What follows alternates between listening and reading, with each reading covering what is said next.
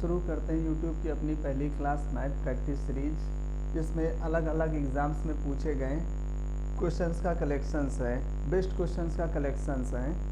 पहला क्वेश्चन शुरू करते हैं।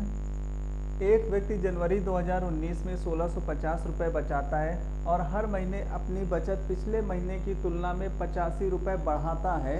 वर्ष 2019 में उस व्यक्ति की वार्षिक बचत कितनी है, ये हमें इस क्वेश्चन में बताना है।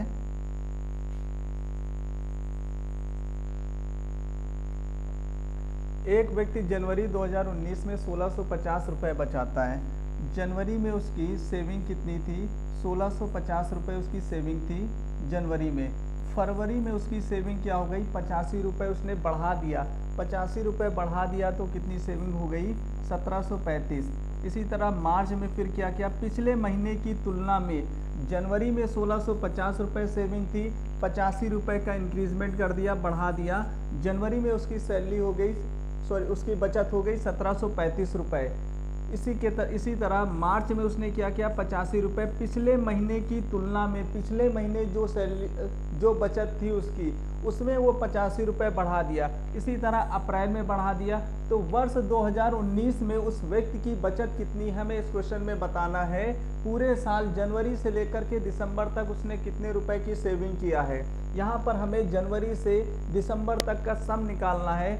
Sn is equal to n upon 2a plus n minus 1 into D. n क्या है?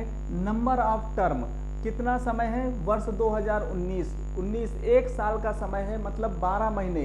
n बराबर क्या है यहाँ पर आपका? 12/2। 2 इंटू ए कितना है? ए क्या है? शुरुआत कितने से किया? 1650 रुपये जनवरी में शुरुआत किया।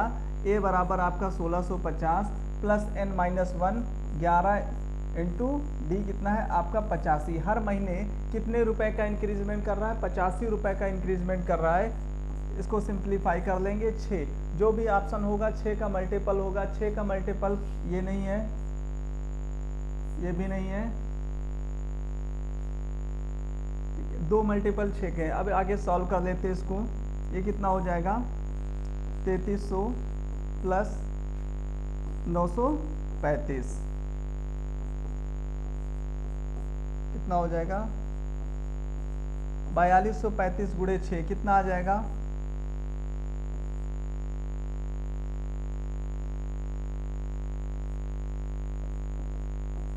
25,410 रुपये। वर्ष 2019 में जनवरी से लेकर के उसने दिसंबर तक कितने रुपए की सेविंग की? 25,410 रुपये की सेविंग किया। अगला क्वेश्चन। ए ग्रोसर है sale of rupees 6,935, 7,427, 7,335, rupees 7,730 and 6,762 for 5 consecutive month. 5 लगातार महीनों में एक ग्रोसर ने अलग अलग महीनों में अलग अलग रुपए की बिक्री किया। पहले महीने में 6,935 रुपये, दूसरे महीने में 7,427, इसी तरह 5 महीने तक अलग अलग बिक्री किया। छठे महीने में उसकी बिक्री कितनी होनी चाहिए ताकि उसको जो औसत लाभ है, औसत लाभ कितना प्राप्त हो जाए? 7,000। उसकी जो एवरेज सेलिंग आ जाए वो कितना आ जाए? 7,000 आ जाए। एवरेज सेल्स कितना आ जाए? 7,000। 7,000 रुपये उसका एवरेज सेल हो जाए। पहले महीने में उसने कितना बताया? ठीक है, 2 तरीके हैं इसमें। तो एक आप x मान करके लगा सकते। छठे महीने की बिक्री कितनी थी? x थी। औसत बराबर फार्मूला लगा देंगे। औसत इज इक्वल टू क्या होगा? एवरेज इज इक्वल टू पदों का योग बटे पदों की संख्या। दूसरा आपको मेथड बताते हैं हम। एवरेज से कंपेयर करके कैसे लगाएंगे? पहले महीने में बिक्री कितनी थी? 6,935। एवरेज से कितना कम है? एवरेज से 65 कम है। अगले महीने में एवरेज कितना है आपका? एवरेज कितना है? 7,000 रुपये एवरेज है। एवरेज कितना है आपका? 7,000 एवरेज है। एवरेज कितना है आपका? 7,000 रुपये क्या है आपका? एवरेज है। एवरेज से पहले महीने की बिक्री कितनी कम है, 65 कम है। एवरेज से ज़्यादा कितनी है अगले महीने में, 427 ज़्यादा है। फिर 355 ज़्यादा है, 730, 238 क्या है, कम है। एवरेज से हम क्या कर रहे हैं, एवरेज से कंपेयर कर रहे हैं। एवरेज कितना है, 7000 है। प्लस प्लस वाले प्लस कर लीजिए, 7 3 10 10 10 4 14, 1400 ये हो गया, 55 30 85 85 27 112, 1512, ये कितना आ गया आपका, 1512। इसको ऐड कर लीजिए, कितना आ जाएगा, 303। 1512 और 303 का डिफरेंस कितना आ गया आपका, 1209। आपकी जो छठे महीने की सेल होगी वो आपका एवरेज से क्या होगा, 1209 कम होगा। एवरेज से 1209 कम होगा, कितना हो जाएगा, 7000 में 1200 घटा देंगे 5800, और 9 और घटा दीजिए, कितना आ जाएगा, 5791। अगर छठे महीने में 5791 रुपए की सेल करेगा तो आपका एवरेज कितना आ जाएगा, 7000 आ जाएगा। अगला क्वेश्चन, एक्स एक काम को 126 दिनों में पूरा कर सकता है, वाई 210 दिनों में। एक्स 126 दिनों में पूरा कर सकता है, वाई 210 दिनों में पूरा कर सकता है, जेड उसी काम को 280 दिनों में पूरा कर सकता है। यदि एक्स वाई जेड एक साथ मिल जाते हैं तो काम कितने दिनों में समाप्त होगा। अगर तीनों एक साथ मिल जाते हैं, काम कितने दिनों में समाप्त होगा, हमें नहीं पता काम कितना है। मान लेते हैं इन तीनों का एलसीएम कितना आ जाएगा, 126, 210 और 280, इनका एलसीएम कितना आ जाएगा, 2520। टोटल वर्क कितना है, 2520 यूनिट वर्क है। ये 2520 यूनिट वर्क एक्स 126 दिनों में पूरा करता है, वाई 210 दिनों में पूरा करता है, और जेड आपका 280 दिनों में पूरा करता है। तो एक दिन में इफिशियंसी क्या होगी, एक दिन में किया गया कार्य उनकी क्षमता होती है, इफिशियंसी होती है। एक दिन में कितना काम करेंगे, ये 20 यूनिट करेगा, 126 दूना 252, ये कितना हो जाएगा, 12 यूनिट आ जाएगा, और ये कितना हो जाएगा, 280, 9 यूनिट आ जाएगा। एक दिन में x कितना काम करेगा, 20 यूनिट काम करेगा, y आपका 12 यूनिट, z आपका 9 यूनिट। तो टोटल एक दिन में तीनों मिलकर के कितना काम कर रहे हैं, 41 यूनिट काम कर रहे हैं। टोटल वर्क कितना है आपका, 2520 यूनिट है। तो 2520 यूनिट काम कितने दिन में खत्म होगा, 2520/41 दिन में खत्म होगा। कितने बार जाएगा, 6 बार जाएगा, कितना हो जाएगा, 246। 246 में हम कितना घटा देंगे, 252 घटा देंगे, कितना बचेगा, ठीक है, एक बार जाएगा, कितना हो जाएगा, बचेगा 19। 61 सही, 19/41 दिन। अगला question, A forester want to plant 68 neem trees, 102 oak trees and 136 banyan trees in equal rows। एक फॉरेस्टर है जो 68 नीम के पेड़ लगाना चाहता है, 102 ओक के पेड़ लगाना चाहता है, और 136 बरगद के पेड़ लगाना, बनियान ट्री लगाना चाहता है। वो इन इक्वल रोज, बराबर बराबर पंक्तियों में, ठीक है, और एक पंक्ति में एक ही प्रकार के पौधे होने चाहिए। तो कितनी पंक्तियों की कुल संख्या बतानी हमें, कि कितनी पंक्तियां लगेंगी, पंक्तियों की कुल संख्या, पंक्तियों की कुल संख्या कितनी होगी। एक पंक्ति में एक ही प्रकार के पौधे लगने हैं, ठीक है। अगर 68 ये हैं, 102 ये हैं, 136 है, इन तीनों का एचसीएफ कितना आ जाएगा, मासा कितना आ जाएगा, 68, 102 और 136, जो तीनों संख्याओं को विभाजित कर दें, कितना आ जाएगा आपका 34। अगर एक पंक्ति में 34 पेड़ लगाएगा तो 68 ये पूरा हो जाएंगे दो पंक्तियों में। अगर एक पंक्ति में 34 पेड़ लगा रहा है और टोटल नीम के पेड़ कितने हैं, 68 पेड़ हैं, ठीक है, तो कितनी पंक्तियां लगेंगी, दो पंक्तियां लगेंगी। अगर 102 पेड़ हैं ओक के, अगर एक पंक्ति में 34 पेड़ लगा रहा है तो कितनी पंक्तियां लगेंगी, इसकी 3 पंक्तियां लगेंगी।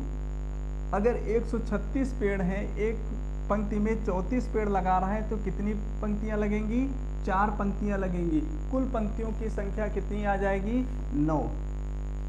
अगला क्वेश्चन, अर्जुन स्थिर जल में 40.5 किलोमीटर प्रति घंटा की गति से नाव चलाता है। यदि नाव की गति 13.5 किलोमीटर प्रति घंटे है तो उसे एक स्थान तक जाने और वापस आने में 90 मिनट लगते हैं। वह स्थान से दूरी क्या है? अर्जुन क्या कर रहा है? एक स्थिर जल में उसकी जो चाल दी गई है, नदी है, नदी में पानी भरा हुआ है और स्थिर जल जब पानी रुका हुआ होता है तो उसकी चाल कितनी है? 40.5 किलोमीटर प्रति घंटा है। नदी की गति, धारा, जो पानी बह रहा है वो क्या है? आपकी नदी की गति है। नदी की गति कितनी दी गई है? 13.5 किलोमीटर प्रति घंटा दी गई है। इसे यहाँ तक जाने में और वापस आने में कुल लगा समय कितना है? 90 मिनट का समय लगता है। 90 मिनट में वो चला भी जाता है और वापस भी आ जाता है। तो ये डिस्टेंस कितनी है? हमें ये दूरी बतानी है, डिस्टेंस कितनी है? डिस्टेंस इज इक्वल टू क्या होता है? Speed into time. यहाँ पर टाइम दिया गया है। टाइम कितना दिया गया है? 90 मिनट का टाइम दिया गया है। तो 90 मिनट का टाइम दिया गया है। टाइम इज इक्वल टू क्या हो जाएगा? Distance upon speed. अब ये क्या है? नदी है। जब कोई व्यक्ति नदी में धारा की दिशा में जाता है तो नदी की चाल और व्यक्ति की चाल क्या हो जाती है? जुड़ जाती है। और जब धारा के विपरीत दिशा में आता है तो नदी की चाल, धारा की चाल क्या हो जाती है? घट जाती है। तो उसकी क्या हो जाती है? वो सापेक्ष चाल, रिलेटिव स्पीड निकालना है। रिलेटिव स्पीड क्या हो जाएगा? एक बार वो धारा की दिशा में जाएगा, धारा की दिशा में जाएगा तो डिस्टेंस तो हमें निकालनी है, डी है।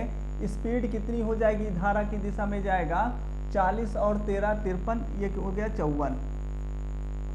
उसके बाद वापस आएगा, धारा के विपरीत दिशा में आएगा तो उसकी चाल क्या हो जाएगी? घट जाएगी। कितना आ जाएगा? 57। और ये क्या है? Distance upon speed. ये जाने में लगा समय है, ये आने में लगा समय है। कुल समय कितना है? 90 मिनट है। अब ये स्पीड किलोमीटर प्रति घंटा में दी गई है, टाइम मिनट में दिया गया है। तो इसको भी बना लेंगे हम किस में? घंटे में। 15 छक्का 90, 15 चौको 60, 2 से और काट देंगे, 3/2 कितना आ जाएगा?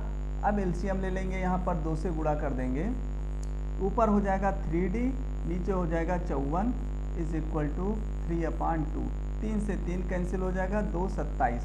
डी इज इक्वल टू कितना आ जाएगा आपका? 27 किलोमीटर। ये आपकी क्या आ गई? डिस्टेंस आ गई। वह संख्या ज्ञात कीजिए 124 से गुणा करने पर 2583 बढ़ जाती है। कोई संख्या है जिसे हम 124 से गुणा करते हैं तो वो संख्या क्या हो जाती है? उस संख्या से 2583 बढ़ जाती है। तो वो संख्या क्या है?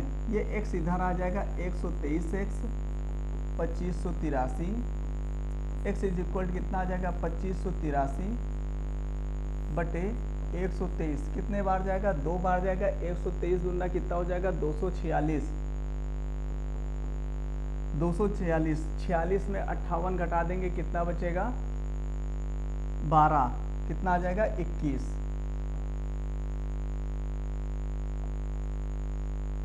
एक घनाभ के आकार के कमरे की लंबाई चौड़ाई और ऊंचाई क्रमशः 10%, 15% और 20% की वृद्धि की जाती। घनाभ के आयतन में प्रतिशत परिवर्तन बताना है, क्या होगा? 10%, 15% और 20% की वृद्धि होती है। Successive a plus b plus c plus ab plus bc plus ca upon 100 plus abc upon 1000।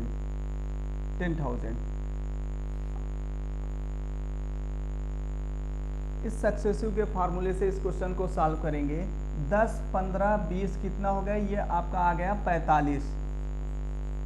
AB plus BC plus CA, AB कितना आ जाएगा?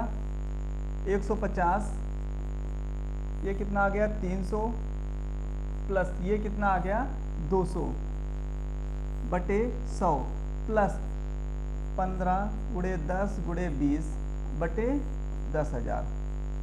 अब इसको सॉल्व कर लेंगे, इसको सॉल्व नहीं करेंगे, यहीं से हमें आंसर क्या पता चल जाए, आंसर पता चल जाएगा कितना हो जाएगा 5,650, 45 प्लस 6.5 कितना आ गया 51 पॉइंट समथिंग, 51.5 आ गया। 51 पॉइंट में एक ही ऑप्शन है 51.8। उस गोले का पृष्ठीय क्षेत्रफल ज्ञात कीजिए जिसकी त्रिज्या 25 सेंटीमीटर, पाई बराबर हमें रखना है कितना 3.14। गोले का पृष्ठीय क्षेत्रफल क्या होता है 4 पाई आर स्क्वायर। गोले का ये पृष्ठीय क्षेत्रफल होता है A is equal to 4 pi r square. 4 into pi is equal to कितना रखना है 3.14 इंटू आर कितना दिया गया 25। 25 का स्क्वायर कितना होगा 625। अब 625 को कितना होता 2500, ठीक है। 2500 को 3 से मल्टीप्लाई कर देंगे कितना आ जाएगा 7500, और 25 का 0.14 से मल्टीप्लाई कर देंगे कितना आ जाएगा 350। कितना आ गया आपका 7850। B option. Under root x into 121 is equal to into 11। इसको सिंप्लीफाई कर लेंगे, 11 से ये कैंसिल कर देंगे, 11 आ जाएगा। 23,610 में 22,763 घटा देंगे कितना आ जाएगा 3610 में 2763 घटा देंगे 847 आ जाएगा। 847 से 11 को 11 से डिवाइड कर देंगे कितना आ जाएगा 77। 77 का स्क्वायर होता है 5929। एक वस्तु को 5100 में बेचने पर होने वाली हानि उसी वस्तु को 10,200 में बेचने पर होने वाले लाभ का 50% है। वस्तु का हमें क्या बताना है कॉस्ट प्राइस बताना है। अगर 5100 रुपये में बेच रहा है उस पर जो हानि हो रही है उसी वस्तु को 10,200 रुपये में बेचने पर जो लाभ हो रहा है वो क्या है 50% है। होने वाले लाभ का 50% है। अगर 5100 रुपये में बेच रहा है तो उसको हानि हो रही है, 10,200 रुपये बेच रहा है तो उसको लाभ हो रहा है। हानि कितनी हो रही है लाभ का 50% हो रहा है। अगर लाभ 2x हो रहा है तो हानि कितनी हो रही है x की हो रही है। और आपका कॉस्ट प्राइस क्या होता है कॉस्ट प्राइस लॉस प्लस आपका सेलिंग प्राइस क्या आ गया आपका कॉस्ट प्राइस, और सेलिंग प्राइस माइनस प्रॉफिट क्या होता है आपका कॉस्ट प्राइस। अगर इस सेलिंग प्राइस में हम प्रॉफिट को माइनस कर देंगे तो हमारा क्या निकल आएगा कॉस्ट प्राइस। अगर इस लॉस में इस सेलिंग प्राइस को ऐड कर देंगे हमारा क्या हो जाएगा cost price. 3x is equal to कितना आ गया 5100 आ गया, x इज इक्वल टू 1700। आपको क्या बताना था CP बताना था। 5100 रुपये बेच रहा है, 1700 रुपये का 1700 रुपये की हानि हो रही तो क्रय मूल्य कितना था 6800 रुपये। 19% की छूट के बाद एक मेज का विक्रय मूल्य 17,010 रुपये है यदि क्रय मूल्य अंकित मूल्य का 50% है। अगर अंकित मूल्य 100 है तो क्रय मूल्य कितना है 50। अंकित मूल्य पर 19% की क्या दी जा रही है छूट दी जा रही है। छूट अगर अंकित मूल्य 100 है तो इस पर छूट दी गई है तो बेचा कितने का जा रहा है 81 रुपये का, और ये 81 यूनिट की वैल्यू दी गई है 17,010 रुपये। हमेशा जो डिस्काउंट दिया जाता है छूट दी जाती है वो किस पर दिया जाता है मार्क प्राइस पर दिया जाता है, और मार्क प्राइस 100 है 19% की छूट दिया जा रहा है, ठीक है 17,010 रुपये बेचा जा रहा है। हमें क्या बताना है कॉस्ट प्राइस बताना है, इस 50 यूनिट की वैल्यू बतानी है। तो ये कितने गुना हो जाएगा 2 गुना करेंगे कितना हो जाएगा 8 दून 16 162, 8 बचेगा फिर कितना जाएगा 862 हो जाएगा 8 1, ठीक है 210। ये कितना हो गया 210 गुना हो गया तो आपका कॉस्ट प्राइस भी क्या हो जाएगा इसका 50 गुना हो जाएगा। कॉस्ट प्राइस कितना था 50 यूनिट था। 50 यूनिट का मतलब कितना हो गया 21 पंचे 105 10,500।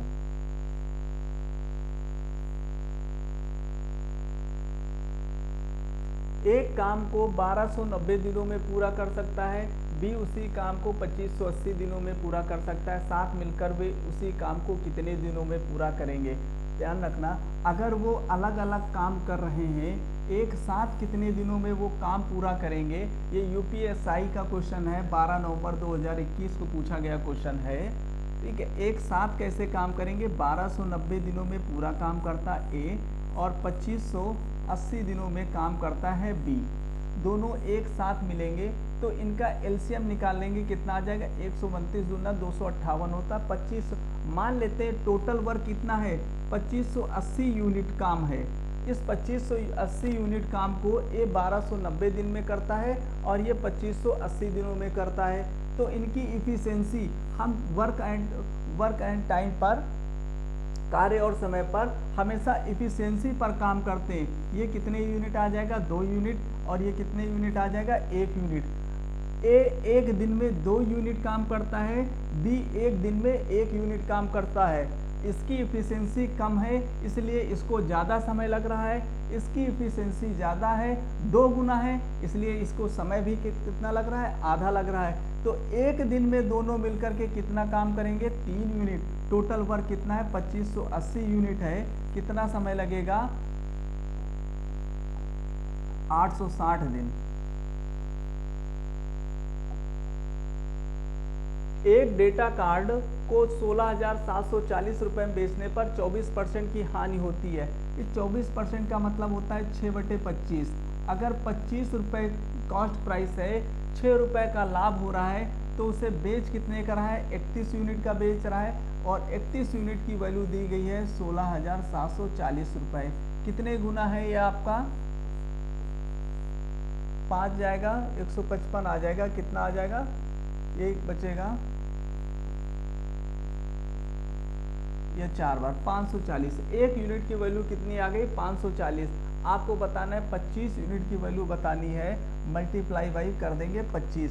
एक यूनिट की वैल्यू कितनी है, 540 है, तो 25 यूनिट की वैल्यू कितनी आ जाएगी, 13,500।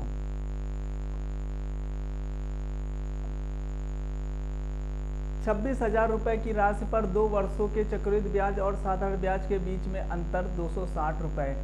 अगर 2 वर्ष का साधारण ब्याज और चक्रवृद्धि ब्याज का अंतर दिया गया है तो हम सीधा सा फार्मूला लगा देंगे, D = P × R/100 का स्क्वायर।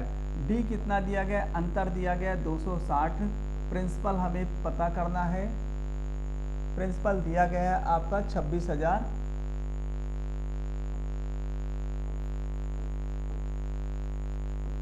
R पता करना है, इंटू 100 × 100। ये 2 0 से 2 0, ये 1 0 से 1 0, 26 से 1 कट जाएगा, 10 आ जाएगा। R स्क्वायर बराबर 100, तो R बराबर कितना आ गया, 10। 30% वार्षिक चक्रवृद्धि ब्याज पर उधार दी गई 17,500 रुपये की राशि 29,575 रुपये प्राप्त करने में कितने वर्ष लगेंगे। 17,500 रुपये हैं और उसे कुछ समय के लिए, कुछ वर्षों के लिए दिया गया, और उसके बाद वो पैसा कितना हो गया, 29,575 रुपये हो गया। रेट ऑफ इंटरेस्ट कितना है, 30% रेट ऑफ इंटरेस्ट से हर साल 30% दिया जा रहा है। लेकिन ब्याज कैसे लिया जा रहा है, ब्याज आपका कंपाउंडली लिया जा रहा है, चक्रवृद्धि ब्याज लिया जा रहा है। ठीक है, चक्रवृद्धि ब्याज पर आपको ब्याज पर भी ब्याज मिलता है। अगर 17,500 है, 29,575 हो रहा है, तो कुल कितना ब्याज मिल रहा है आपका, 17,500, 29,575, 2,500 ये हो गए, 9,000 ये हो गए।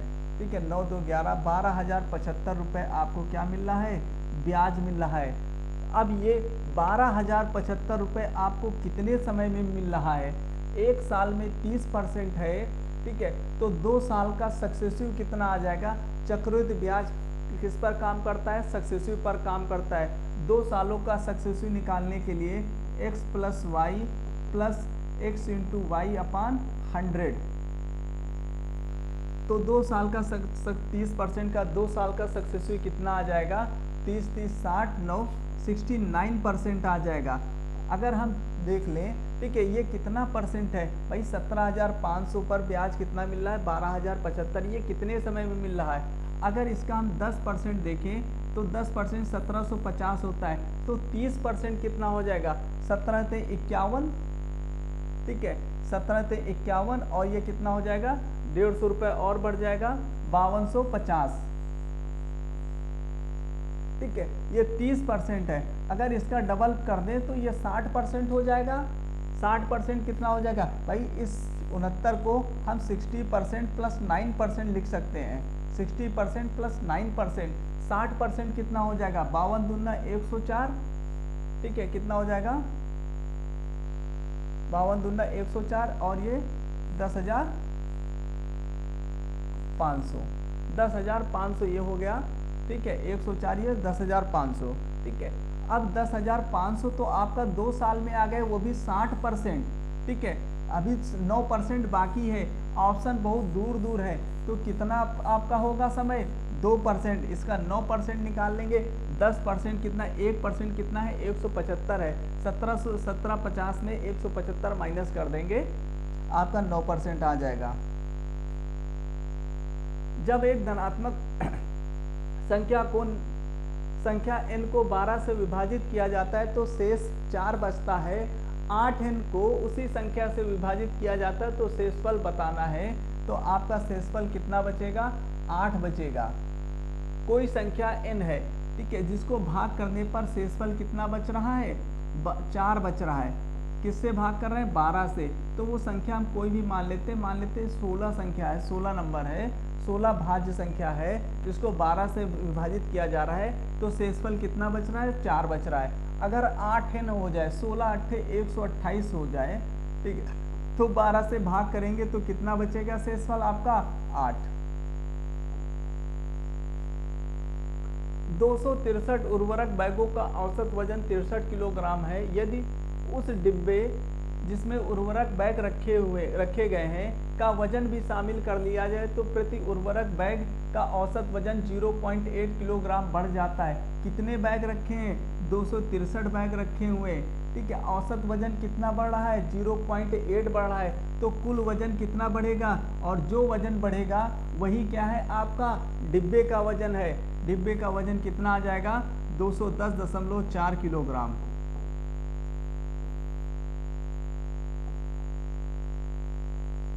एक काम को 126 दिनों में पूरा कर सकता है, बी उसी काम को 189 दिनों में पूरा कर सकता है, सी उसी काम को 252 दिनों में पूरा कर सकता है।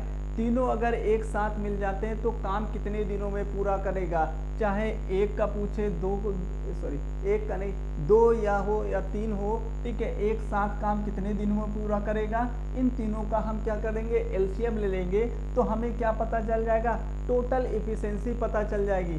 भाई ये कितना है, 63 126, 63 गुणे 2, 63 दूना 126 है, ये कितना है आपका 63 गुणे 3 189, और ये कितना है 63 गुणे 4, एलसीएम कितना आ जाएगा 63 12 24, आपका एलसीएम कितना आ गया 1512 यूनिट आ गया। एलसीएम आया 1512 यूनिट, मतलब टोटल वर्क कितना है 1512 यूनिट है। अगर इस 1512 यूनिट को इसकी इफिशिएंसी कितनी आ जाएगी, इसकी इफिशिएंसी कितनी आ जाएगी 1512/126, ये कितना आ जाएगा आपका 12 यूनिट आ जाएगा। बी की इफिशिएंसी कितनी आ जाएगी, बी की इफिशिएंसी कितनी आ जाएगी, ये कितने बार जाएगा 8 यूनिट, और सी की इफिशिएंसी कितनी आ जाएगी 2552, ये 2552, 1512 252, कितना आ जाएगा 6 यूनिट आ जाएगी। तो टोटल वर्क कितने दिन में पूरा करेंगे, एक दिन में कितना वर्क हो रहा है 26 यूनिट, एक दिन में कितना वर्क हो रहा है 12 8 20 20 से 26,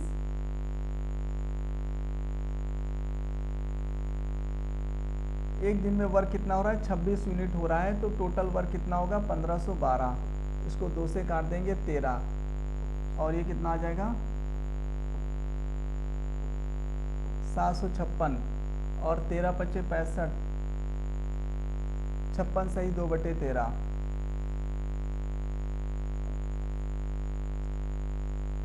जब किसी संख्या को 61 71 से भाग देने पर शेषफल 99 है तो उसी संख्या को 51 से भाग देने पर शेषफल कितना बचेगा? 51 घटा दो, इसमें शेषफल कितना आ जाएगा? 48। 360 के 200% के 150% के 40% का 30% क्या है? परसेंट हटा दीजिए, 2 जीरो कैंसिल कर दीजिए, ये परसेंट हटा दीजिए, ये जीरो कैंसिल हो जाएगा, ये परसेंट हटा दीजिए, ये जीरो कैंसिल हो जाएगा, ये परसेंट हटा दीजिए, बटे में 100 आ जाएगा। इसको काट दीजिए, 2 दूना 4, 4 से काट दीजिए, ये आ जाएगा आपका 25।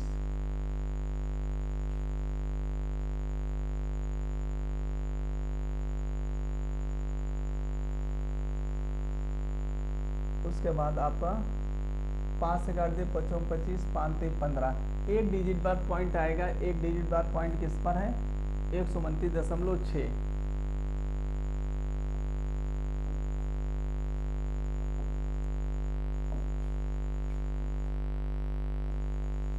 मिलते हैं नेक्स्ट वीडियो में। उम्मीद करते हैं सारे क्वेश्चंस आप लोगों के समझ में आए होंगे। अगर किसी भी क्वेश्चन में डाउट है या किसी कारणवश कोई क्वेश्चन जल्दबाजी में कैलकुलेशन में गलत हो गया तो उसे आप कमेंट बॉक्स में ज़रूर लिख करके बता दीजिए। मिलते हैं नेक्स्ट क्लास में।